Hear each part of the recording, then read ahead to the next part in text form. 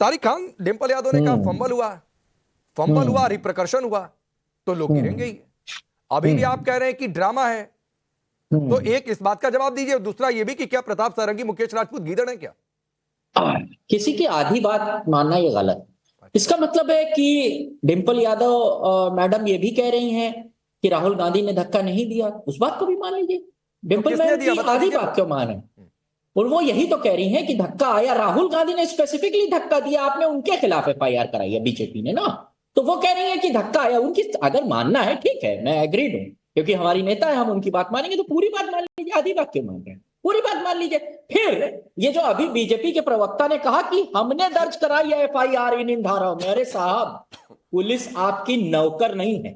आप एप्लीकेशन देते हो, उस एप्लीकेशन के हिसाब से पुलिस को जिन धाराओं में लिखता है वो मुकदमा करती है। अपने आप को कानून मत समझिए। अरे आप कानून नहीं है, समझ में आती है क्या? तारिक खान, बेसिक लॉ नहीं आता क्या? धारा जो एफआईआर दर्ज होता है वो एप्लीकेंट ही कराता है। कुछ तो समझ की बात करो यार। एफआईआर दर्ज, ठीक है। प्रदीप जी एक बार सुन लीजिए। तारिक खान पहली बार बोल रहे हैं, एक बार सुन लीजिए उनको। ठीक है, आपने काउंटर कर दिया। अरे रुकिए तारिक खान प्लीज, मैं खुद इंश्योर करता हूं कि सबको समय मिले, तो आप लोग खुद ही स्टैंड लेने मत लग जाया करिए। मैं देख रहा हूं ना कि आपको समय मिले, तो रुक जाइए। मैंने रोका प्रदीप भंडारी को, बोलिए।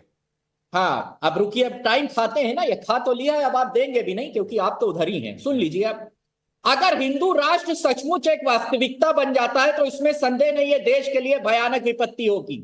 बाबा साहब कह रहे हैं, अंबेडकर वो पाकिस्तान पार्टीशन में पेज नंबर 358 में लिखा इन्होंने अपनी 1946 की किताब में, क्योंकि ये स्वाधीनता, समता और बंधुता के खिलाफ खतरा है। इस दृष्टि में लोकतंत्र का मेल नहीं खाता। हिंदू राज को हर कीमत पर रोका जाना चाहिए। ये बाबा साहब का है स्टैंड। बाबा साहब ने धर्म आधारित आरक्षण की भी वकालत नहीं की थी, मना किया था।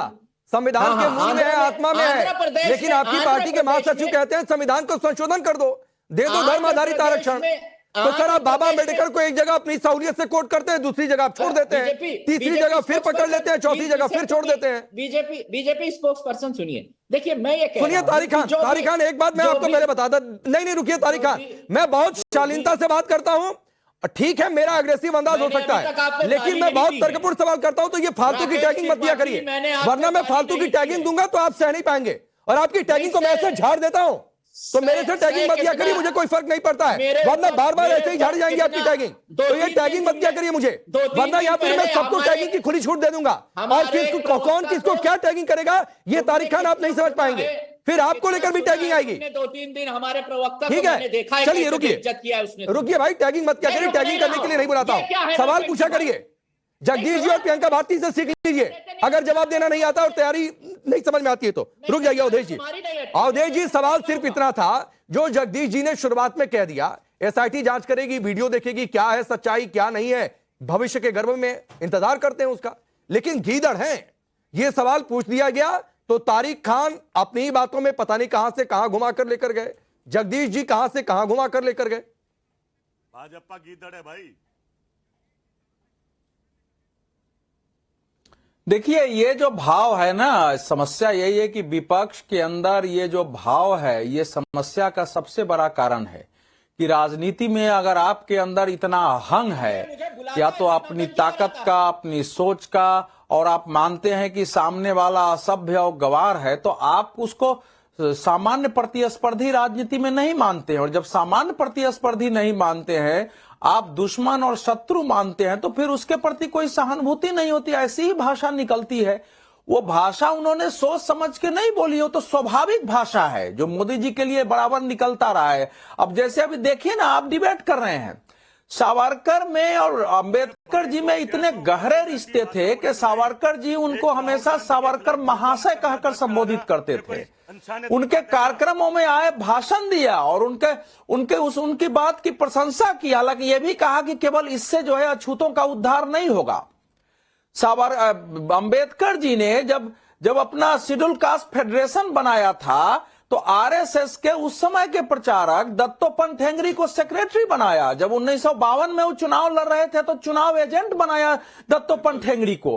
अब इस समय ऐसा हो रहा है कि बिना, अब ये जो झूठ चलेगा, आप सोचिए झूठ और फरेब पर जब इस ढंग से होगी तो फिर तो यही स्थिति होगी। लेकिन जहां तक केस का प्रश्न है, देखिए ये पूरा परिषद जो होता है संसद का, वो लोकसभा अध्यक्ष के अधीन होता है। लोकसभा अध्यक्ष की अनुमति के बिना भले एफआईआर हो जाए, न वहां जांच हो सकती है, न कार्रवाई आगे बढ़ सकती है। तो जाहिर है अभी लोकसभा अध्यक्ष को उसकी अनुमति देनी पड़ेगी, तब जांच होगी।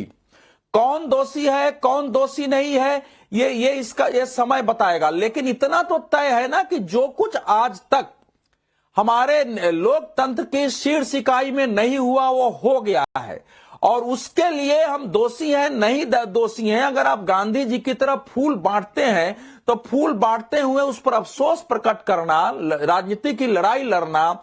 एक बार अगर फांगनोंग को न्याय कह रही हैं कि उनके चीखने से मैं असहज हो गई थी, तो एक शेड्यूल ट्राइब्स की नागालैंड पूर्वोत्तर की महिला से क्षमा मांगना, ये तो सामान्य मनुष्यता की निशानी है। अगर इतना भी आप नहीं कर रहे हैं तो फिर तो वही होगा कि गीदड़ से नहीं टकराते हैं, शेर से कौन कितनी संसद की मर्यादा रख रहा है, ये बहुत सोचने की बात है।